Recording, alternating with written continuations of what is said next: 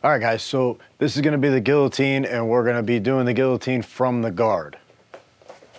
All right, before we get into the guard, remember, refer back to your task analysis about how the top position gets into the guard, how the bottom position gets into the guard, and also our standing guillotine in terms of our grips. We're gonna go over it again, but we say it in both videos, so you can check it out. We're gonna be punching our hand through the front headlock position so that this portion of my wrist is going to be underneath him like this, underneath my opponent. I only have to get about thumb deep under his neck, but I'm gonna be in a fist. And then I'm looking for my two middle fingers on the bone of my wrist with no thumb grip and my elbows locked tight to my body. I'm gonna put my chest and chin on his back. My guard is gonna be tight, and I'm gonna crunch. I wanna do a side crunch like I'm trying to touch my elbow to my hip. I always want my choke side to be down and have my elbow as close to the ground, if not touching the ground, as possible. So I'll show you what I mean by that, and not having your elbow on the ground. You're gonna have to maintain your body control on the hip of the choking side. So we'll go down into the guard.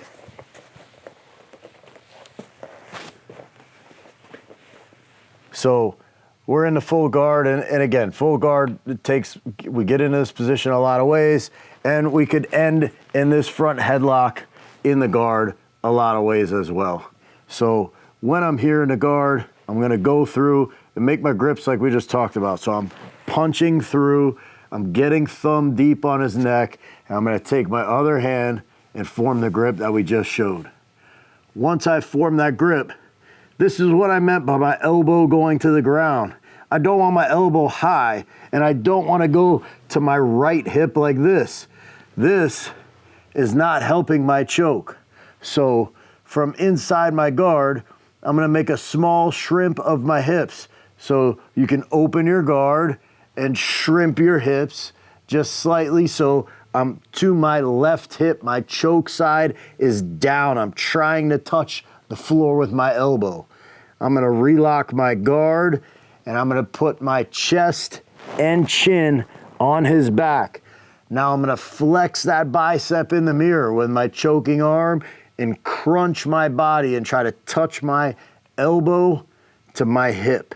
So I'm gonna flex, chest and chin, crunch to the hip. All right, and that'll be enough to get the tap. So once we get our grip, we're in good position.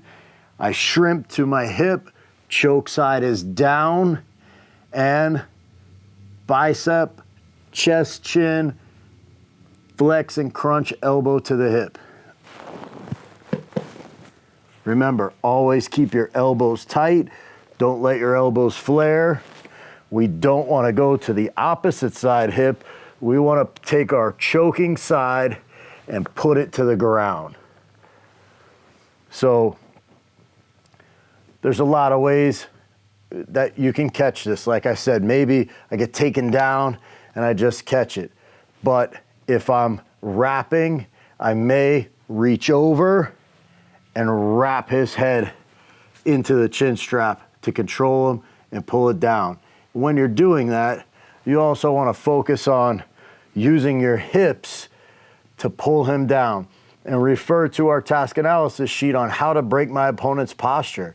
Because when I already know how to do that, I can set up my guillotine a lot easier and get myself in that front headlock by using my legs to break his posture. So as I'm reaching for that guillotine, I'm using my legs to help me get him to the ground. And now I can start to work my grips and set up my guillotine.